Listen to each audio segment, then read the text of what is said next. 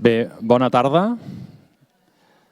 En primer lloc, soc en Gerard Segú, de la Fundació Catalunya La Pedrera, i havia d'acompanyar-nos el director, en Lluís Ferrés, el director de Ciència, Educació i Recerca de la Fundació, però precisament estan unes proves mèdiques de prevenció i, per tant, arribarà una mica més tard i m'ha demanat que l'excusés i que us donés la benvinguda. Benvinguts i benvingudes a La Pedrera Casa Milà, la seu de la Fundació Catalunya La Pedrera, on ens agrada molt que hi passin coses que són molt de l'estil de la Fundació. És a dir, coses interessants, diverses. La nostra Fundació fa coses de ciència, dona suport a la recerca, té projectes ambientals, té projectes socials, té projectes culturals i, per tant, ens agrada molt debatre i rebre aquí gent per parlar de coses molt diverses. I una altra de les característiques del que fem a la Fundació Catalunya La Pedrera és que sempre ho fem en aliança amb institucions i amb persones de referència en cadascun dels àmbits. I avui n'és un exemple. Avui encetem una col·laboració amb el BIO. És un plaer fer una col·laboració més amb una institució de referència del país en recerca i en medicina. I comencem un cicle de xerrades de divulgació científica, de coneixement de la ciència, de la recerca i de debat i de compartir i aprendre entre tots i totes. Per tant, és un honor tenir-vos aquí, és un honor tenir aquest panell en aquesta primera xerrada i esperem que en gaudiu molt. Moltes gràcies al BIO per proposar-nos i per la facilitat que hi ha hagut en iniciar aquesta col·laboració, que ens fa molt feliços.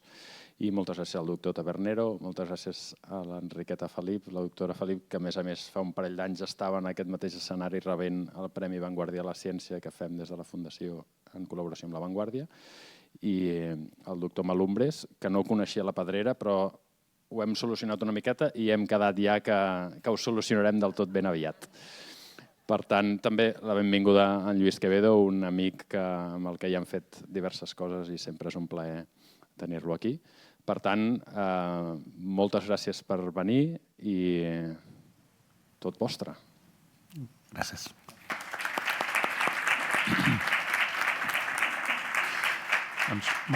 Moltes gràcies, Gerard. Gràcies a La Pedrera per acollir-nos en un lloc tan singular com aquest en el món.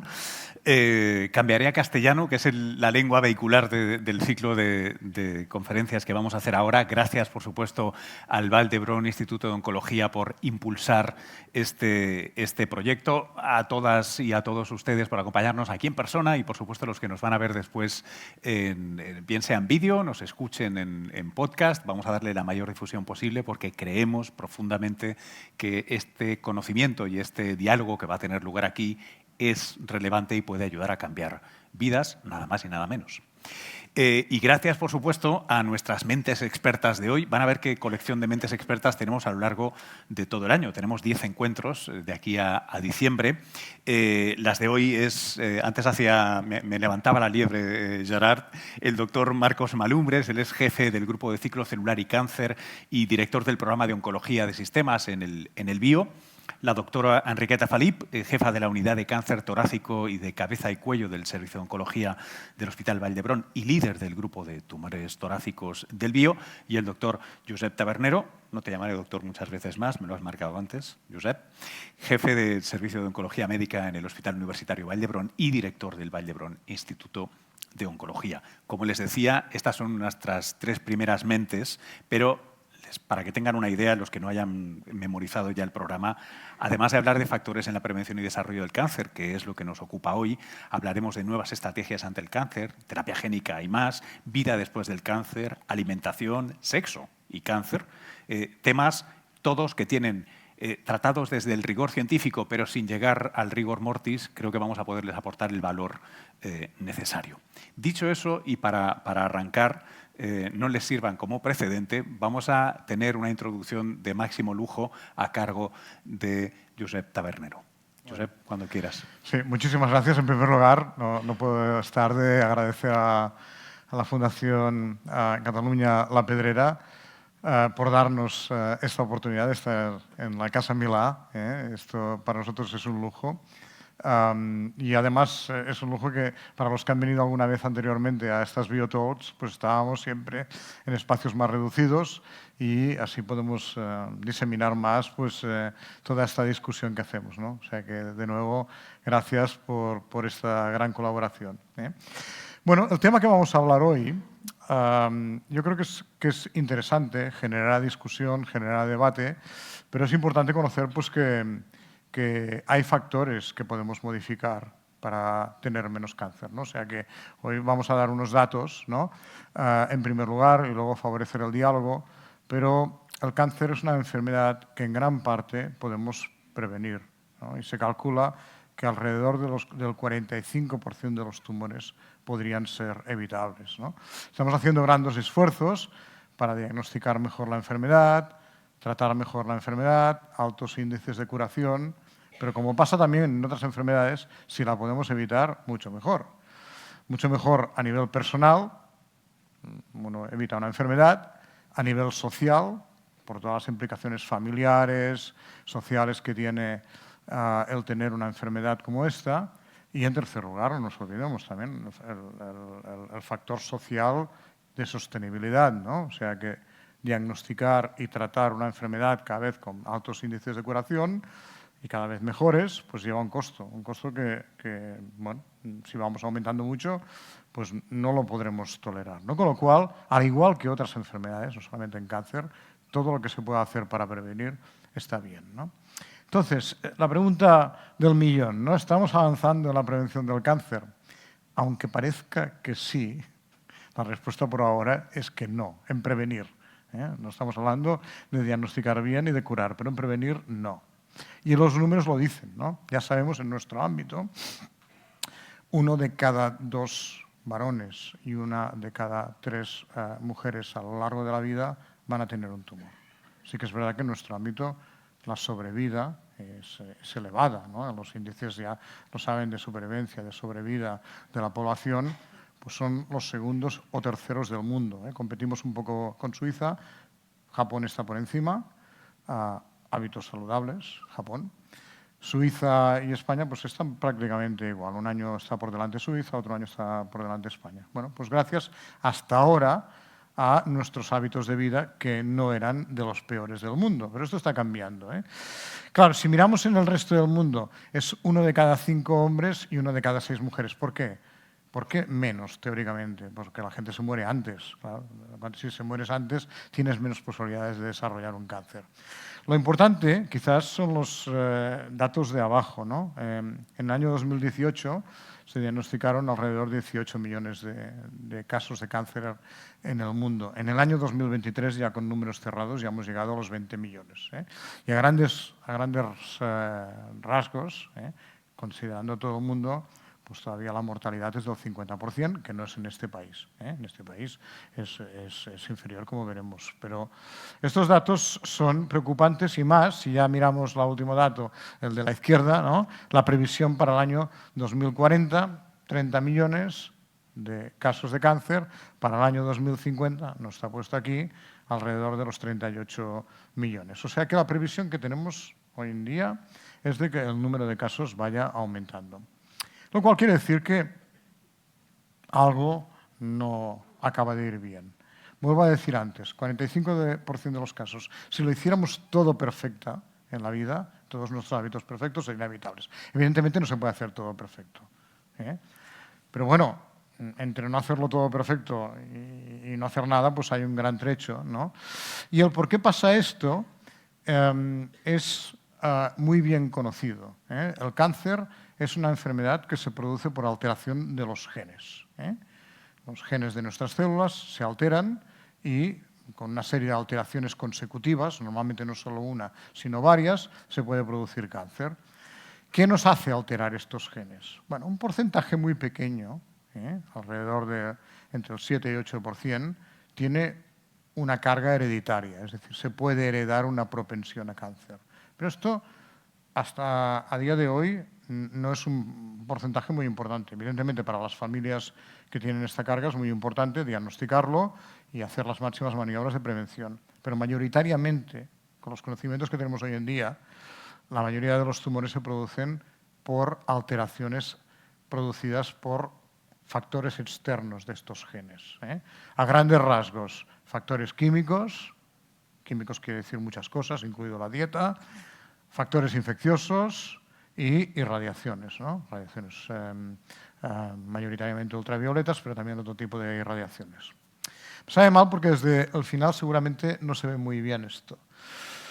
Lo que viene a decir esta diapositiva es que esta carga hereditaria es responsable del 5 al 10% de los cánceres como mucho, a día de hoy, por los conocimientos que tenemos. O sea, quiere decir que el 90-95% restante es debido a cómo nuestro organismo se expone al entorno. Como una frase, un término que se acuña mucho hoy, es lo que se llama el exposoma, ¿no? Que quiere decir lo que nos exponemos, ¿no? Durante la vida. Y bueno, si miran la gráfica de la derecha, también pues a grandes rasgos vemos la causalidad del tabaco, de la dieta, de las infecciones, de la obesidad, del alcohol y de otros factores pues, más misceláneos, ¿no? O sea que esto continúa siendo importante, ¿no?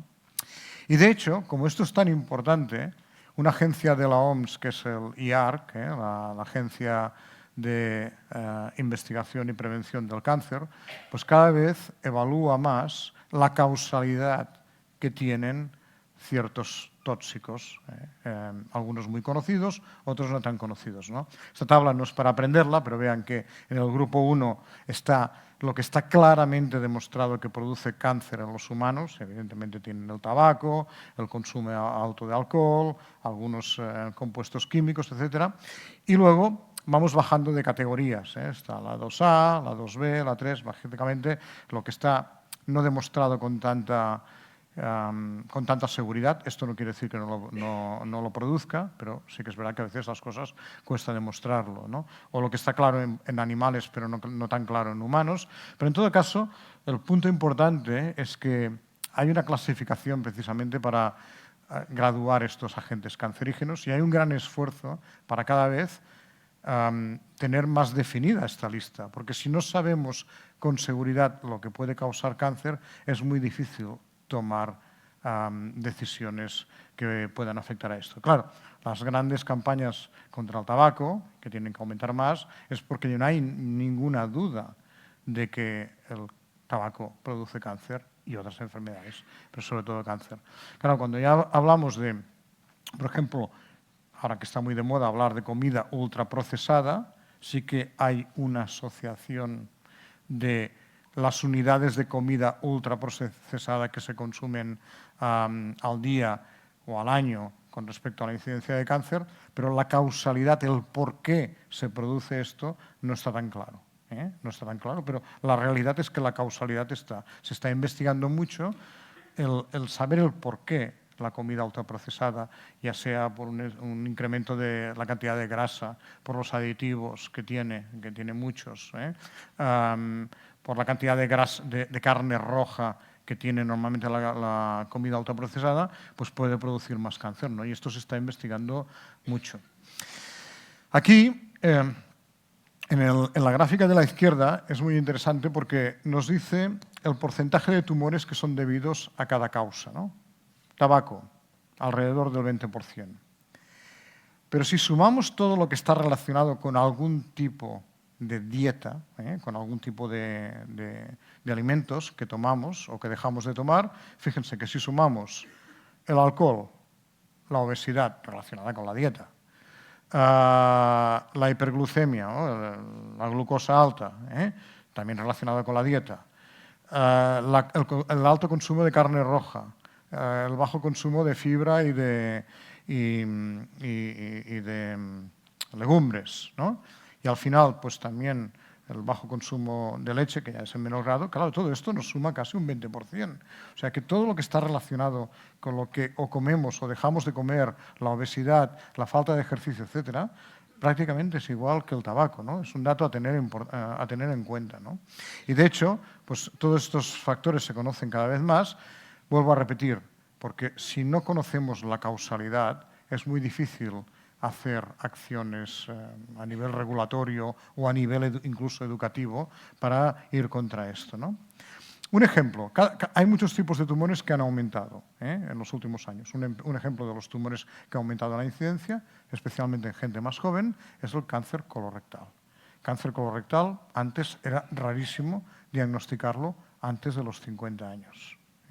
Es una enfermedad que el pico de incidencia está alrededor de los 68 años.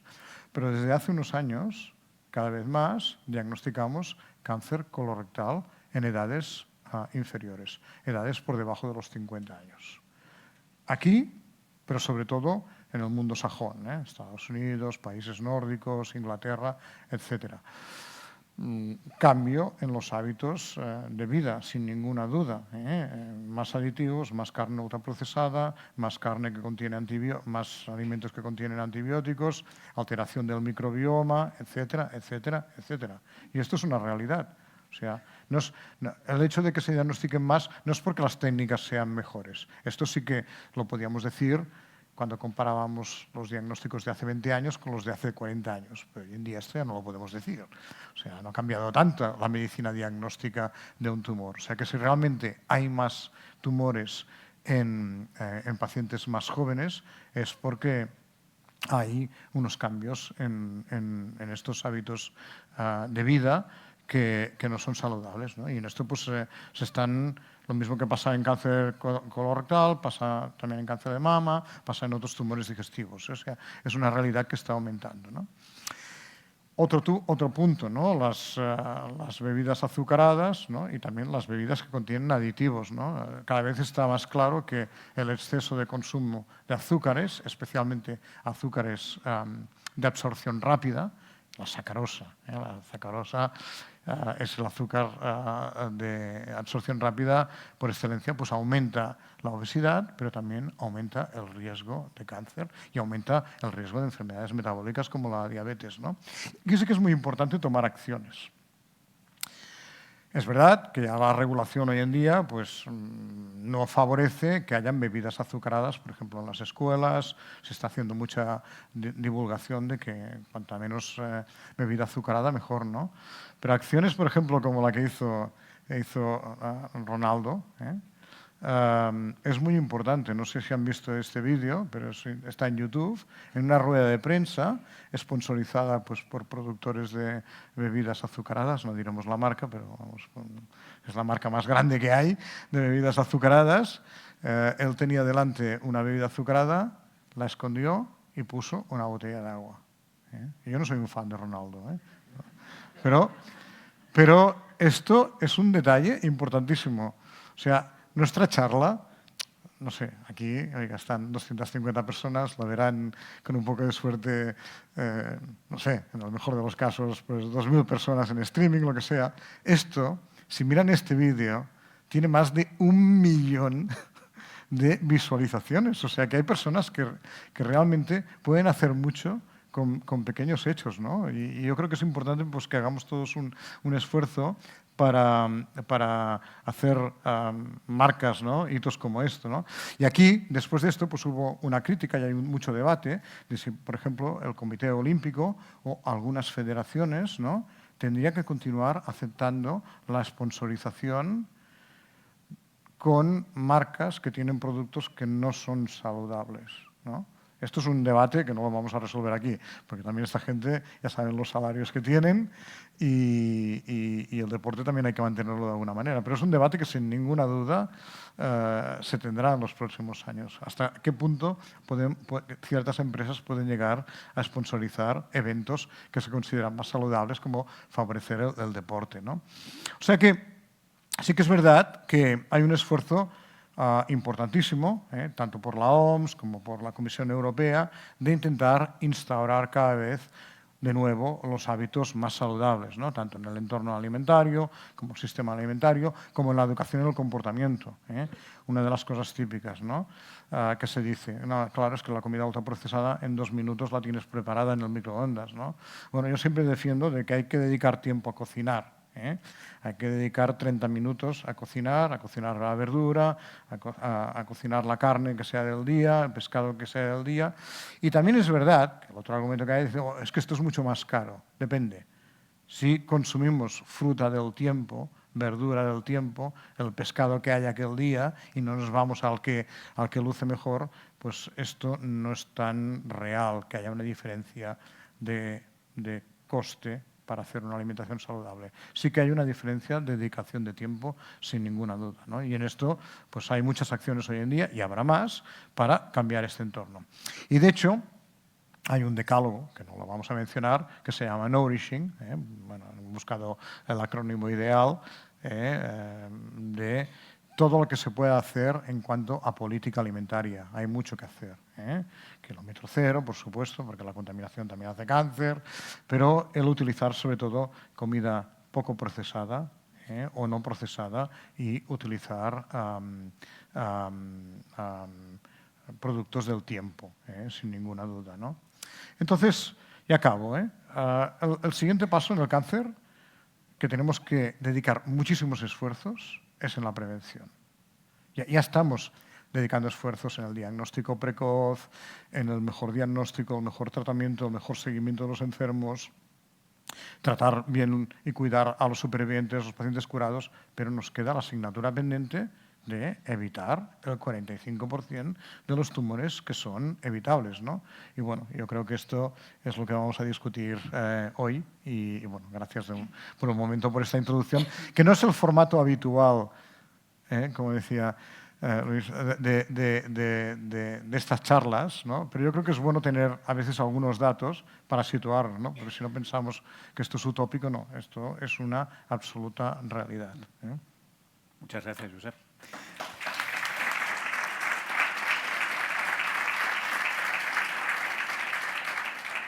Como tenemos más o menos unos 40 minutos por delante para la conversación, en apenas 10 veréis que aparecerán por aquí 2 personas con micrófonos de mano. Id afilando vuestras preguntas, porque si así lo queréis, pues podréis preguntarles y compartir. Sí que seremos un poquito estrictos con la idea de que la gente que participe haga preguntas. Ya sabéis, con inflexión al final, con el interrogante significado, no ponencias. Luego tomaremos un café y podéis hablar lo que queráis. Esto lo restringimos a preguntas mientras, ¿vale? Gracias. Os lanzo a los 3 una pregunta. Normalmente tampoco hago esto en el formato, pero sí me gustaría saber por dónde me salís los 3 en lo siguiente. Quiero entender cómo podemos, con rigor científico, con evidencia, tú lo marcabas ahora, Josep, aportar a la comprensión de qué estrategias sí funcionan y además cómo las podemos implementar. Porque creo que hay una diferencia ahí que no acabamos de tener muy clara. Todo el mundo sabe que fumar es malo, yo creo que nos hemos enterado, están los carteles, pero consultaba las últimas estadísticas y en los últimos 20 años, que son las cifras más frescas que tengo, es cierto que hemos bajado de un 37% a un 26%, más o menos, de adultos que fuman en España, que sigue siendo una cifra obscena para una pieza de información que entendemos razonablemente, ¿no? Entonces, os pido que ataquemos las dos. ¿Cómo gastamos dinero en investigación y cómo gastamos dinero en prevención? Marcos hace así, que no con la cabeza. Eso es que vas a responder primero. Creo que necesitamos varias horas para cada uno para responder eso, ¿no? A ver, yo creo que la pregunta es muy difícil, primero porque mezclas dos cosas, investigación y aplicar los conocimientos en la sociedad, ¿no?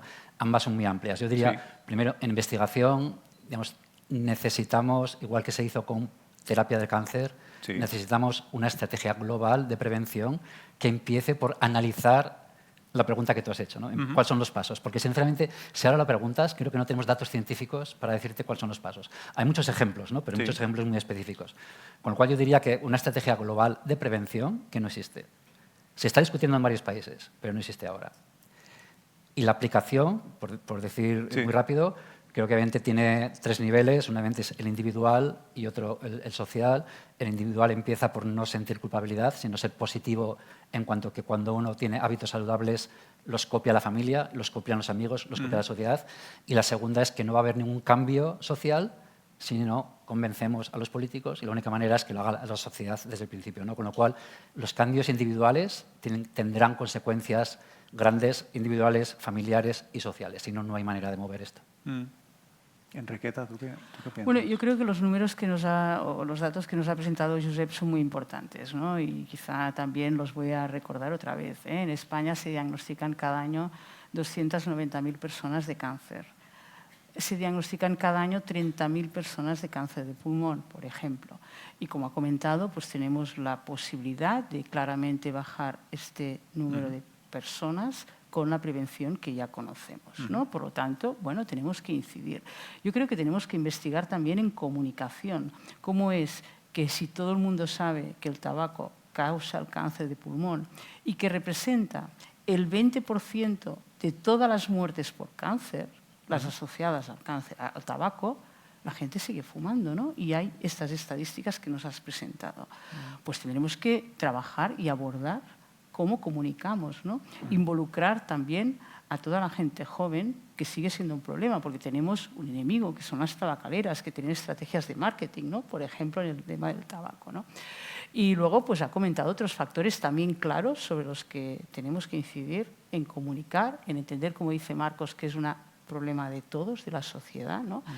Y luego ligarlo con la investigación, ¿por qué no? Porque también hay un grupo importante de cánceres que aparecen en personas no fumadoras y o que no tienen factores de riesgo. Yo me dedico al cáncer de pulmón y hay un 20% de cánceres de pulmón en no fumadores. Y en estas personas, si no investigamos, no podremos hacer técnicas de cribado, ¿no? Por lo tanto, yo creo que las dos cosas van muy enlazadas y luego necesitamos también recursos para que todos estos hábitos que sabemos que claramente están relacionados con un mayor riesgo de cáncer, pues los evitemos. Necesitamos claramente deshabituación tabáquica, necesitamos que el tabaco es extremadamente barato en nuestra sociedad comparado con otros países, ¿no? Y necesitamos integrar toda esta información, yo creo, en los colegios, ¿no?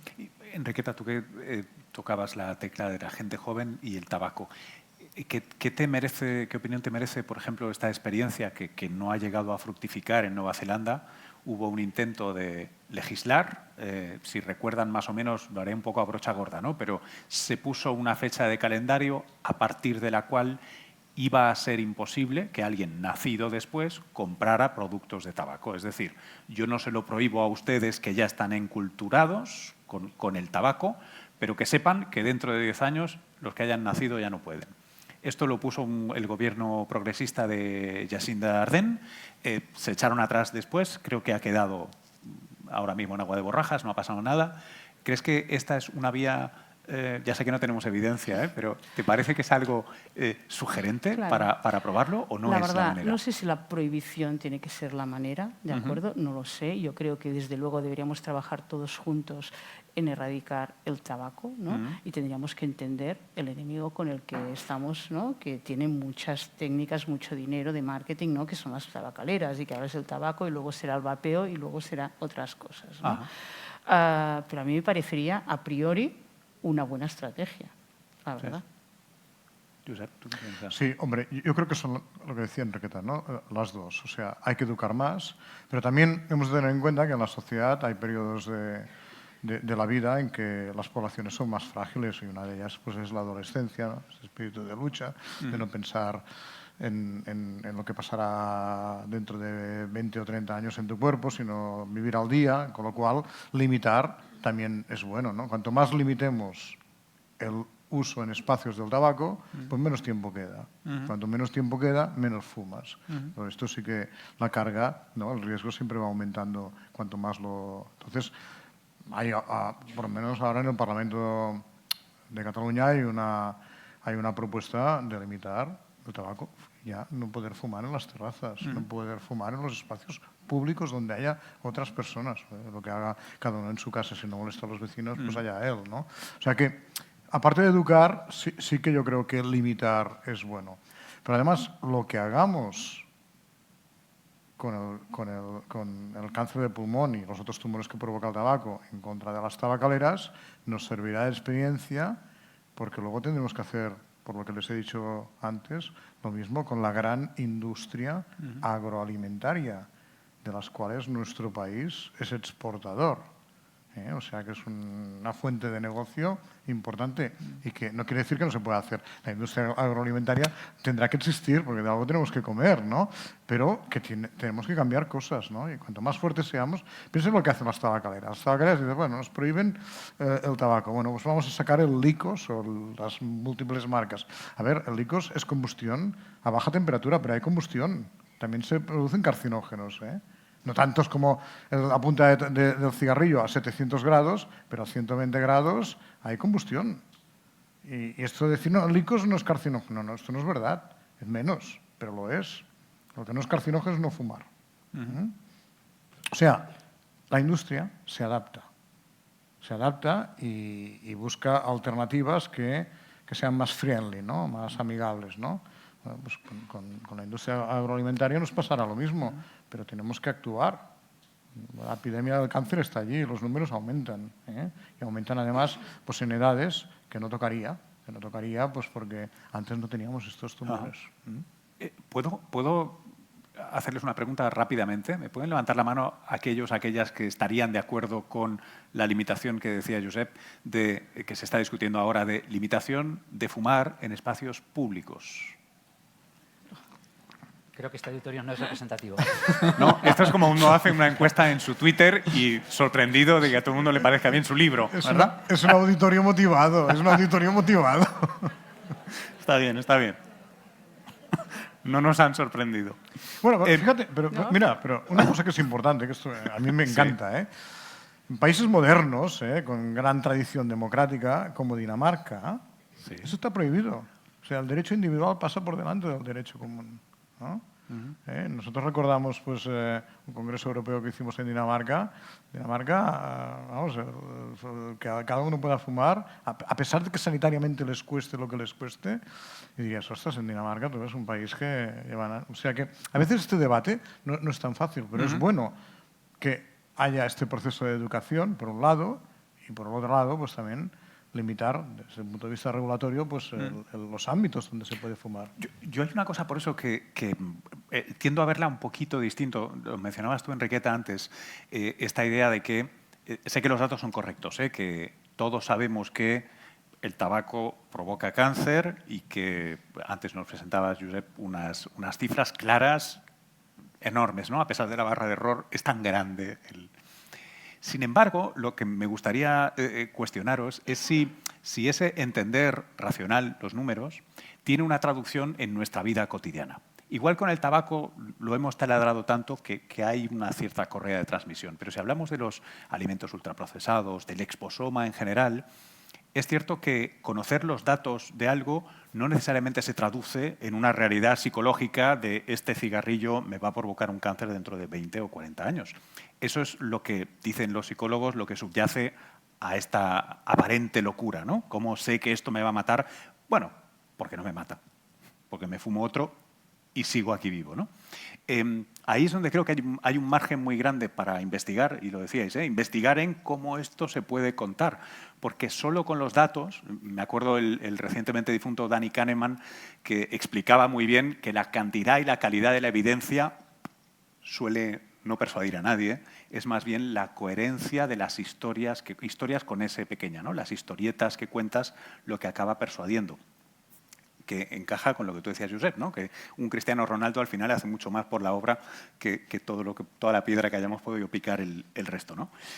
Pero volviendo a la pregunta concreta que os quería hacer, como ciudadanos, como ciudadanas de a pie, ¿cómo enfrentamos esto, además de vivir una vida ortoréxica al máximo?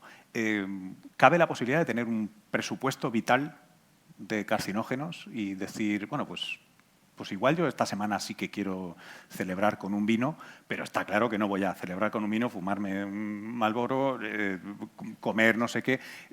¿Eso tiene sentido? Lo digo porque no sé si habéis leído una pieza en el Economist la semana pasada, seguro muy controvertida, que decía, pero hay que vivir, ¿no? Esta idea de, bueno, prohibir el alcohol tampoco. ¿Cómo creéis que nos podemos acercar a esto de una manera razonable, además de racional? Marcos. Yo creo que a veces cuando... Mira, no conozco ni una persona, ninguna en el mundo, sí. en mi ¿En tu círculo? En mi círculo, pero creo que tampoco en otros círculos, que diga que el tabaco no es malo, ¿no? Okay. Ninguna. O sea, que yo creo que no hay que defender más lo malo que es y lo que hace, ¿no? Y yo diría que con el azúcar casi, bueno, espera 5 años y va a pasar algo parecido. Igual. Entonces, la pregunta no es esta. La pregunta es, ¿cómo compaginas esto con ir luego a un instituto cuando tienes 18 años y la moda, lo que mola es fumar con los demás, ¿no? Y cómo compaginas esto con ir al supermercado y no puedes encontrar comida sana. Entonces, yo creo que la evidencia científica llega a un límite que es cuando confronta con la base económica que sustenta una sociedad, ¿no? Y si no movemos la segunda parte, es imposible hacer nada. Es decir, no hacemos más que provocar sentimiento de culpabilidad en los pacientes o en las personas, etcétera, e intentarles cosas imposibles. Por ejemplo, ahora mismo esto va ligado a un problema, por ejemplo, de equidad Económico. Sí, sí. económico de las personas, y es muy claro. O sea, yo creo que la correlación de la incidencia de enfermedades, y no solo cáncer, obviamente, obesidad, diabetes, etcétera, Alzheimer, incluso demencia senil, etcétera, con digamos, bajo nivel económico, es enorme, ¿no? Y está súper clara, ¿no? Y yo creo que va en toda la misma dirección. O sea, creo que hablar aquí y provocar estos comentarios, como decía, es muy importante porque tenemos que ser muy pesados con lo mismo, pero en algún momento tenemos que lograr, y yo creo, sinceramente, la palabra clave para mí es lograr actuaciones sostenibles, individual y socialmente. Y yo creo, ahora mismo, digamos, yo diría, si tú me dices, oye, ¿cuál es el tema para discutir? Es cuáles son las acciones sostenibles individualmente y comunalmente, como comunidad, en un país como el nuestro o en una ciudad como esta, para que esto sea posible. Porque decir que el tabaco es malo no es útil. Eso ya lo sabemos, creo, ¿no? O sea que, bueno, por ahí tiene que ir un poco la discusión. Sí, sí. Yo, la verdad es que cuando lo decías, ¿no? A lo mejor me he acordado de la pregunta tuya anterior, ¿no? De prohibirías. Y entonces he pensado que a lo mejor sí, que tenemos que prohibir. Porque estaba pensando, ¿no? Íbamos en moto sin casco, ¿no? Sí. El doctor Tabernero y yo, hace muchos años, ¿no? Y es verdad, y nos encantaba. Íbamos al hospital, llegábamos sin el casco, sí. ¿no? Y era, vale, pero un día nos dijeron no. El del casco era un alucinado, ¿no? No, claro, o sea, yo me acuerdo, ¿no? Que, bueno, y es verdad, íbamos sin casco y hasta que nos lo prohibieron, ¿no? Ya. Y muchos no nos poníamos el cinturón de seguridad en el coche a veces, ¿no? Y nos lo prohibieron y ahora lo hacemos, ¿no? A lo mejor bueno, tenemos que sumar cosas, ¿no? Y estamos hablando seguro de educación, yo creo que necesitamos seguro la complicidad de la gente joven, ¿no? Oye, tan motivación por el cambio climático, por las nuevas tecnologías, necesitamos esta complicidad y, ¿por qué no? Creo que sí, que tras nuestra conversación estoy un poquito más a favor de la prohibición de algunas cosas. Estamos radicalizando a la doctora Petín. Sí, radicalizado un poco. Es que la prohibición, la limitación horaria, geográfica, ¿no? Ya vemos, pero vas limitando, ¿no? Sí. Esto por un lado, ¿no? Y luego yo creo que las complicidades también hacen mucho. Cuando tú tienes que tomar decisiones individuales, cuando además estás, pues, no sé, en un momento de estrés y no te mira nadie, pues no sé, lo que fuma un cigarrillo y por uno no pasará nada, ¿no? Pero fijaos, una cosa interesante es lo de las cenas, ¿no? Antes, las cenas, cuando se prohibió fumar en entornos públicos, pues en entornos privados también la gente más o menos, oye, en casa no se fuma. Entonces, bueno, al principio, pues la mitad de la gente salía fuera a fumar, ¿no? Sí, sí. De 10 en una cena, pues 5 fuera fumando. Esto va bajando, 4, 3. Ahora no salen porque es que les da vergüenza. O sea, llega un momento que ya o sale uno y lo miran mal y dices, bueno... Quiero decir que la complicidad social, ¿no? Que hablo de un grupo de amigos, pero yo creo que tiene mucho poder las complicidades de los núcleos familiares, ¿no? O sea, informar a las familias, padres, hijos, etcétera, ¿no? De todos los hábitos malos que hacemos, que no solamente es el tabaco, pues lo que decíamos antes, la dieta, la obesidad, la exposición al sol, etcétera, el consumo excesivo de alcohol. Al final, hay familias en que los hijos le dicen a los padres, ¿pero quieres dejar de fumar? ¿No? O sea, a la madre o al padre y vamos, acaban poniendo en una situación incómoda, ¿no? Yo creo que crear esta conciencia social en pequeños núcleos de lo que no es bueno es muy importante y a la vez pues ir limitando, ¿no? Hay un estudio, ¿no? Y la doctora Felip lo puede explicar muy bien. Bueno, a todos nos fastidia que nos limiten en Barcelona, ya que vivimos en Barcelona, que no podamos ir por las calles con coche, ¿no? Motores de explosión. Bueno, pues los motores de explosión, no de explosión, de combustión, hay que eliminarlos de las ciudades. Coches, el siguiente paso son las calderas de gas. Las calderas de gas les quedan 10 años, 15 años, dependiendo si el edificio es nuevo o viejo, pero hay que eliminarlos, porque esto causa cáncer y muchísimas más enfermedades. Un estudio que hicieron en Londres, hay múltiples estudios, dependiendo la zona de Londres, la incidencia de cáncer para la misma proporción de gente fumadora era muy diferente. ¿Cuál era el factor diferencial? El grado de contaminación que tenían los diferentes distritos de Londres.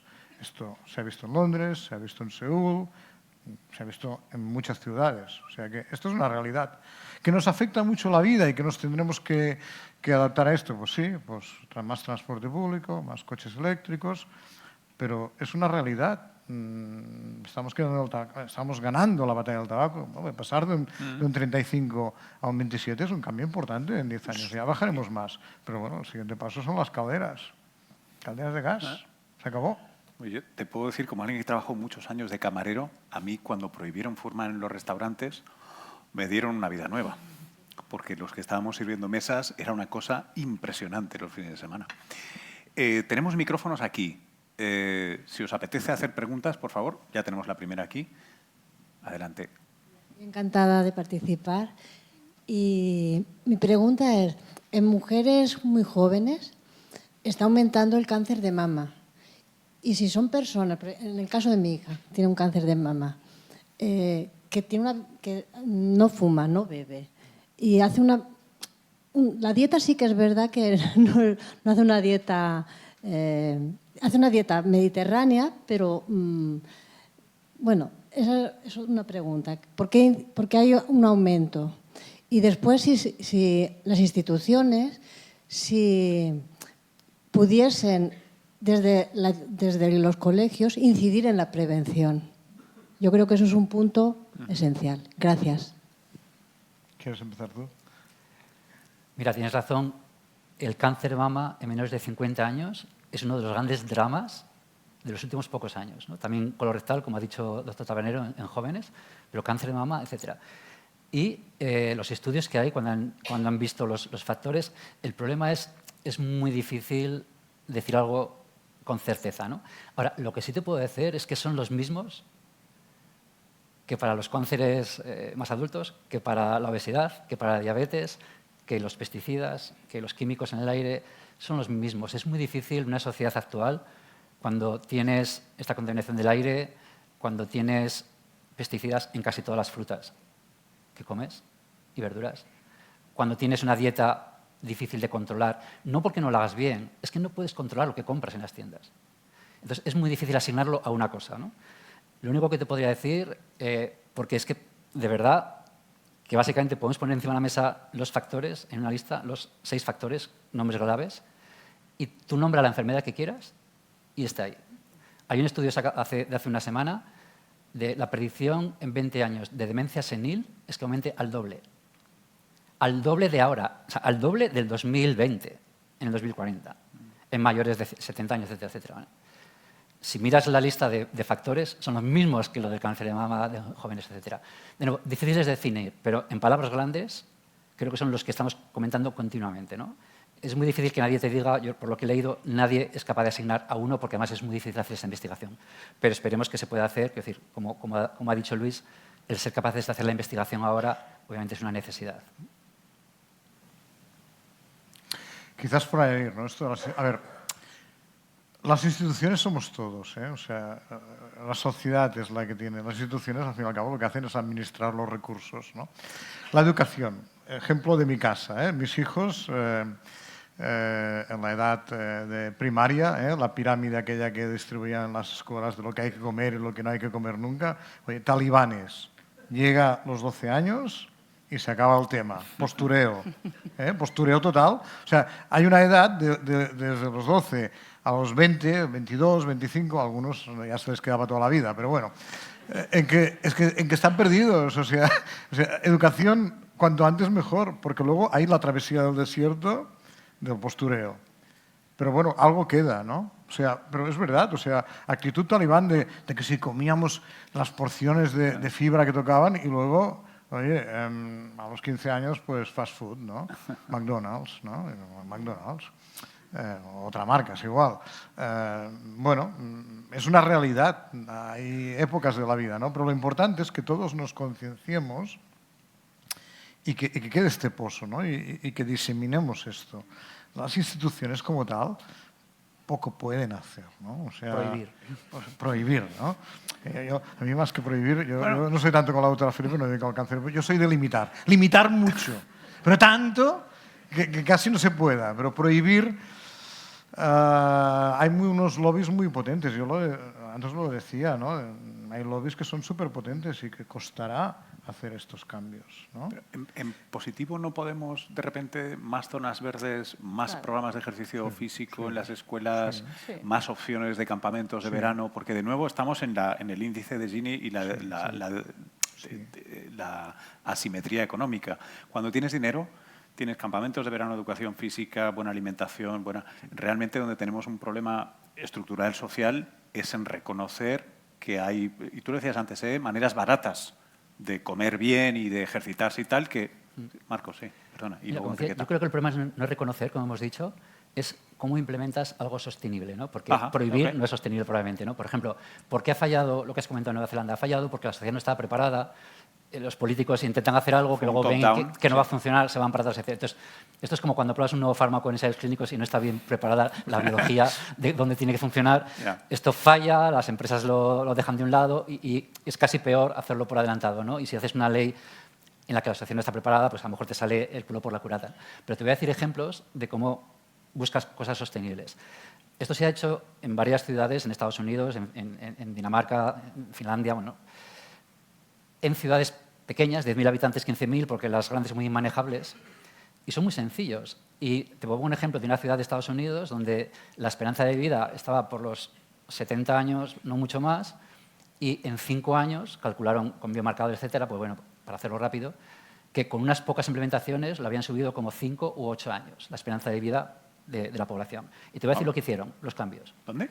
Los cambios. No recuerdo el nombre de la ciudad, pero es una ciudad pequeña de Estados Unidos y lo han hecho en varias. De hecho, te voy a decir, hay una iniciativa americana que se llama las ciudades azules, que viene de las zonas azules del planeta, e implementan algo parecido, ¿no? Te voy a decir los cambios. Los cambios es el autobús que lleva a los niños a clase para 200 metros de la puerta del colegio, no en la puerta del colegio. Y no es por la contaminación.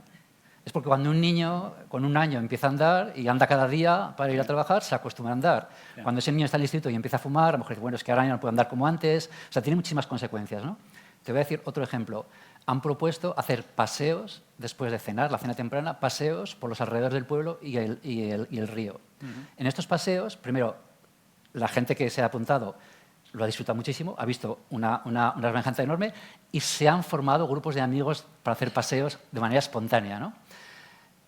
Otro ejemplo, han distribuido libros de recetas de comida saludable, con vegetales, etcétera, etcétera, y han propuesto mercados locales, obviamente un poco controlados y demás, ¿no? Bueno, son cosas muy pequeñitas y todas son muy sostenibles, yo creo. Y yo creo que tienen bastantes consecuencias, ¿no? La pregunta es, bueno, digamos, estas iniciativas no tienen mucha ciencia detrás, o sea, son bastante obvias, ¿no? Funcionan per se, pero bueno, sí las juntas a cierta investigación para ver realmente cómo funciona, por qué funciona, y buscas maneras que la sociedad acepte muy inmediatamente, creo que sería una manera muy fácil de empezar. Okay. Yo pienso que, lo has comentado, me parece muy bien lo de pensar en opciones en positivo, ¿no? Creo que, por ejemplo, el ejercicio físico, lo habéis comentado, es fundamental, ¿no? Lo comentábamos esta mañana con mi equipo, ¿no? El ejercicio físico, bueno, al final hemos dicho que una de las causas que podemos prevenir es sedentarismo, ¿no? Y también sobrepeso, ¿no? Por lo tanto, el ejercicio físico nos puede ayudar, pero además también tenemos datos que a lo mejor el ejercicio físico en personas ya con cáncer, pues aquellos que lo hacen tienen una mejor supervivencia. O sea que realmente creo que la promoción del ejercicio físico es muy relevante. Luego, es verdad que con todas, sobre todo con la adicción del tabaco, necesitamos ayuda, ¿no? Es una adicción y por lo tanto las personas que pues tienen esta adicción, necesitan todo el soporte, ¿no?, de la administración, y esto tiene que ser claro, ¿no?, y no solo con fármacos, con psicólogos, quiero decir, porque además probablemente la manera de afrontarlo es muy diferente de una persona a otra, ¿no? Y luego lo habéis hablado también otra vez, ¿no?, de las complicidades, ¿no?, de todas las personas. Pero sí, y luego lo de la contaminación que ha explicado Josep, ¿no?, porque, bueno, pues es verdad que en un congreso, ¿no?, de la Sociedad Europea de Oncología Médica, creo que cuando eras presidente, ¿no?, se presentó este estudio, ¿no?, de la relación entre un compuesto de la contaminación y el desarrollo de un cáncer de pulmón en no fumadores, ¿no? Y hay que trabajar en esto también, ¿no? Y además hay que investigar, ¿no? Y lo mirábamos también, y nosotros podemos saber exactamente las concentraciones de este compuesto en Barcelona, en todos los barrios, en toda España. Tenemos que analizar exactamente qué pasa y también tomar medidas en este sentido, ¿no? Qué interesante. ¿Alguna más preguntas? ¿Alguien llevaba el orden de vosotros dos? Aquí, No os quiero meter la nota. Por aquí en medio, primera Josep fila, dice por aquí en medio. hacía tiempo que... Segunda fila, sí. Esta la había visto yo. Sí, por favor. Y luego, levantad la mano, por favor, para que os vea. Ahí detrás. 1, 2, 3. Voy a ver cuántas entran, ¿vale? Uno por aquí y otro por allí. Luego, si no, tenemos también el catering aquí fuera y podremos seguir hablando. Por favor. Hola, buenas tardes. Bueno, lo primero de todo quería felicitar a Bio por esta iniciativa de todos estos temas de divulgación, que creo que es novedad, y felicidades. Bueno, y la pregunta es, hemos visto, nos habéis dicho ya, y algunos ya se saben ya los factores en los que debería de haber mucha más prevención. Hay otro factor de los que no he oído hablar y no lo he visto ahí, y que además creo que esta pregunta la tengo casi siempre y que nadie me la sabe responder. ¿Qué porcentaje? No, porcentaje no. ¿Qué importancia le dais al tema de la presión en las personas, el tema psicológico, al tema afectivo, etcétera? Todo esto, ¿qué presión tiene sobre la alteración, no sé si de los genes o qué, ¿no? ¿Qué incidencia en que aparezca un cáncer? Directamente, claro, nosotros hablamos con hechos demostrados, no es lo que estaba diciendo antes de la causalidad, ¿no? Es difícil, ¿eh? Pero bueno, vamos a ver, los humanos, dentro de los mamíferos, somos los menos estresados, ¿eh? O sea, cualquier animal, excepto los animales de compañía, pero cualquier animal salvaje tiene mucho más estrés que nosotros, porque para comer tiene que jugarse la vida. Nosotros habitualmente, en general, no nos la jugamos. O sea que el estrés es una cosa que es inherente en la naturaleza, ¿eh? Una cosa es un estrés más psicológico, pero el estrés del miedo o de la falta de animales para cazar, para criar las leonas a las crías, también es estresante, es otro tipo de estrés. Pero estrés en la naturaleza hay. Dicho esto, causalidad directa no está clara. Que no está clara no quiere decir que no sea, ¿eh? Lo que no está demostrado no quiere decir que no sea posible. No está demostrado. Excepto en situaciones de estrés que nos bajan el sistema inmune. El estrés, la palabra médica estrés, desde el punto de vista médico, quiere decir agresividad contra el organismo. No tiene por qué ser psicológica, ¿eh? Es el estrés físico, estrés psicológico. Sí que es verdad que en situaciones de estrés pues nos baja la inmunidad, y cuando nos baja la inmunidad es uno de los múltiples mecanismos que tenemos de defensa para intentar o prevenir tumores o eliminar tumores cuando son incipientes. Situaciones de estrés, pues la exposición al sol nos hace salir herpes en el labio. Esto es una situación de estrés. A veces, pues, en mujeres era fértil la regla, pues también es una situación de estrés, ¿no?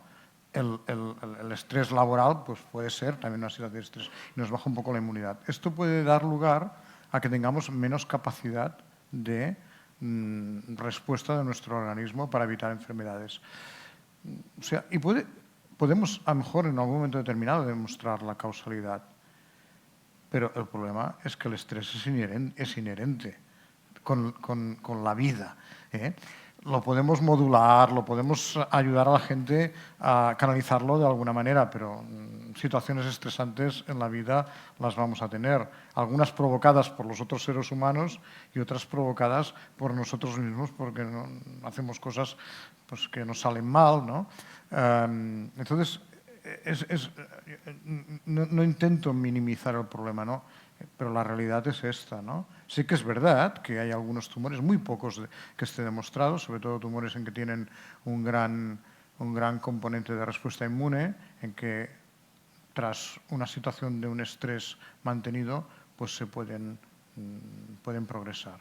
Esto hay datos ya, pero bueno, también es accionable esto, lo podemos eliminar. No mucho, ¿eh? No mucho. Sí. Digamos, quizás el problema principal es que normalmente hay una correlación enorme de estrés, depresión, muchos problemas mentales que vienen causados por el estilo de vida. Me refiero también a alimentación, etcétera, ¿no? Sí que hay algún estudio, por ejemplo, que lo que han hecho es en animales, por ejemplo, manipular las neuronas para que no dependa de la dieta y tal, y demostrar que eso causa inflamación. Entonces, sí que es verdad, como ha introducido Josep, hay una relación muy fuerte entre estrés mental, inflamación, es decir, que el cuerpo reconoce una agresividad interna que hay, sea mental o sea física, y esto crea inflamación, que es lo mismo que ocurriría con una herida, etcétera, ¿no? Ahora, dicho esto, no creo que ahora tengamos más estrés que en la Edad Media, no estoy muy seguro, y yo creo que dentro de la complejidad de los problemas de dieta, estilo de vida, tabaco, pues a lo mejor es muy difícil responder a esa pregunta. Quizás por eso es difícil decir algo claro. Inflamación es una palabra que no habíamos dicho hasta ahora y tiene que estar. Gran parte del estrés, ¿no? A mí hay datos que me preocupan, ¿no? Cuando a veces salen estadísticas y dices, ostras, el 50% de la sociedad tiene problemas de salud mental. 50%. Bueno, depende cómo lo preguntes. A ver, aquí tenemos un problema y es que quizás las expectativas que tenemos de la vida pues no filian bien con las realidades, ¿no? A veces las expectativas también se tienen que modular. Por eso te decía anteriormente que una gran parte del estrés es provocada por lo que nosotros esperamos, ¿no? Hay muchas cosas muy simples en la vida que pueden dar tanta satisfacción como las cosas más complejas, ¿no? Y aquí sí que yo creo que tenemos una gran capacidad pues, de aprender, ¿no? Y a lo mejor de educarnos de otra manera, ¿no? Pero desde luego no tener estas expectativas, ¿no?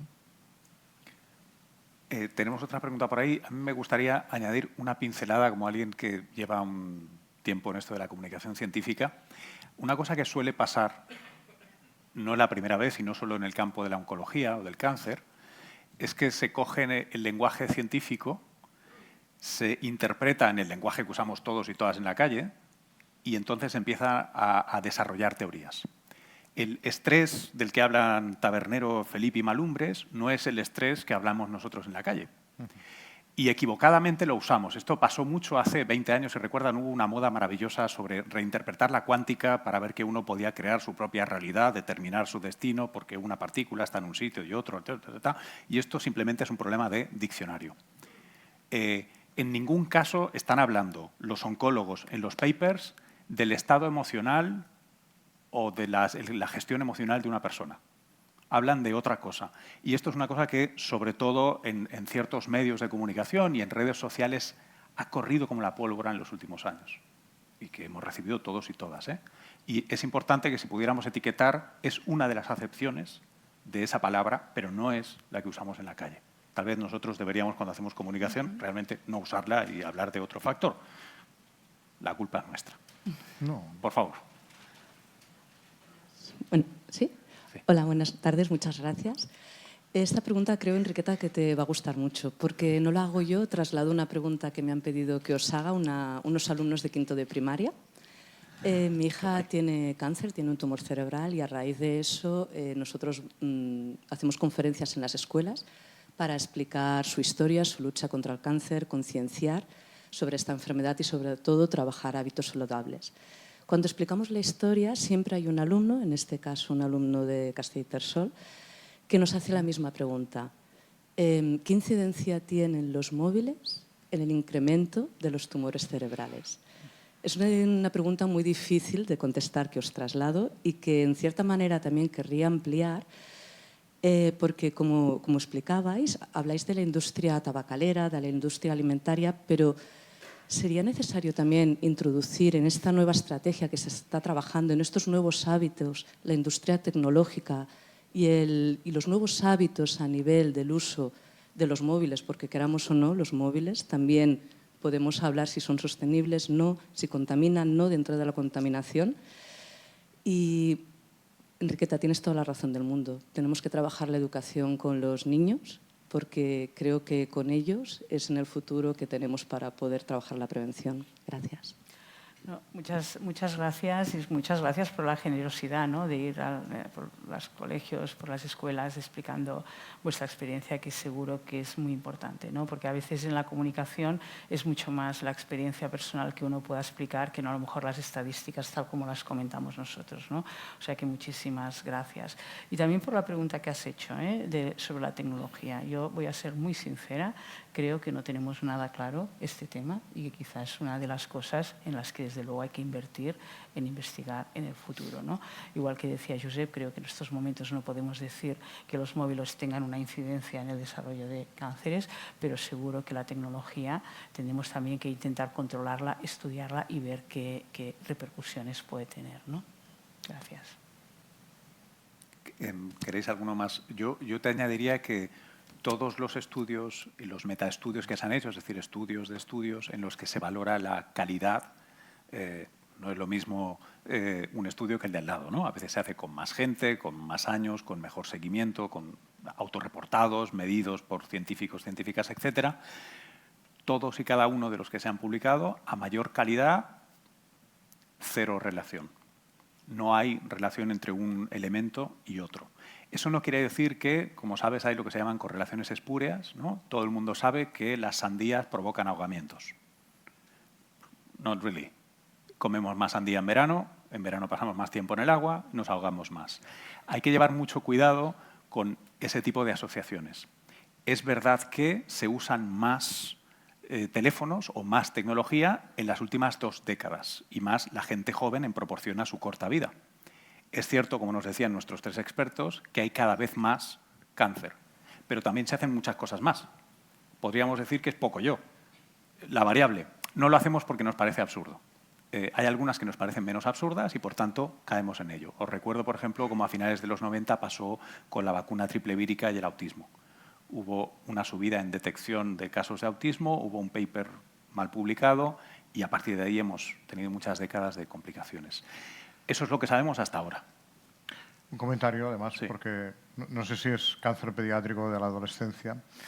El cáncer pediátrico de la adolescencia, que es poco frecuente, pero que es dramático, es diferente al cáncer del adulto. El cáncer del adulto hemos dicho la gran importancia que tiene el exposoma, cómo nos exponemos al entorno.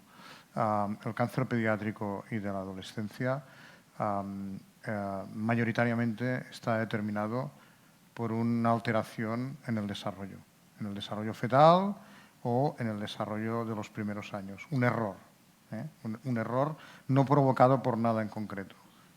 En nuestro cuerpo tenemos tantos millones de células que las células pueden hacer errores. La causa externa del cáncer pediátrico es prácticamente nula. No nula al 100%, pero mayoritariamente, ¿no? Afortunadamente es poco frecuente. Pero sí que todo esto que explicamos de los hábitos de vida no incide en el cáncer pediátrico, en el cáncer de la adolescencia. Por favor, Marcos. Quizás un pequeño pero o adición, Sí. que es el siguiente. No entendí muy bien por qué has preguntado lo de los teléfonos después del cáncer pediátrico. No sé si por ser cerebro y el teléfono está... Bueno, vale. Sí. Ahora, una vez dicho esto, es verdad que el desarrollo embrionario es un proceso súper complejo y el mínimo problema provoca cosas muy grandes en un niño recién nacido o muy joven, ¿no? O sea, esto va por separado. Ahora, sí que hay estudios y se está estudiando muchísimo. En España hay algunos proyectos muy buenos, donde, por ejemplo, han analizado las consecuencias de que el esperma del padre sea de un padre fumador. Solo esto. O sea, el esperma del padre, en el momento de la concepción, era un fumador. Y esto provoca cosas, ¿no? Te digo en el padre por ponerlo más lejano, imagínate en la madre, que no hace falta discutir, ¿no? Esto no sabemos nada. O sea, junto con lo que acabamos de decir, el desarrollo embrionario es muy complejo, sabemos muy poco. Es cierto que hay cosas que no conocemos casi nada, se está investigando, pero estamos muy en la prehistoria de esto, ¿no? Hasta qué punto algo que está en el padre y en la madre, cuánto de eso se puede transmitir o no, y obviamente hablamos del estilo de vida del padre y la madre, ¿no? De nuevo, es muy complejo, pero creo que es importante que hayas sacado el tema, primero porque los tumores pediátricos son muy diferentes, como estamos diciendo, y segundo, por esta posibilidad tan remota en la que de nuevo estamos en la prehistoria y necesitamos investigar. Como estamos 10 minutos sobre tiempo, os pido que el resto de preguntas y comentarios que tengamos los pasemos al cóctel que nos espera a través de esas puertas. Solo agradeceros, Marcos, Enriqueta, Josep, que hayáis compartido vuestro conocimiento con nosotros y a ver si os tenemos otro día por aquí. Muchas gracias por su atención. El cóctel es saludable, ¿eh? Es saludable. Es saludable.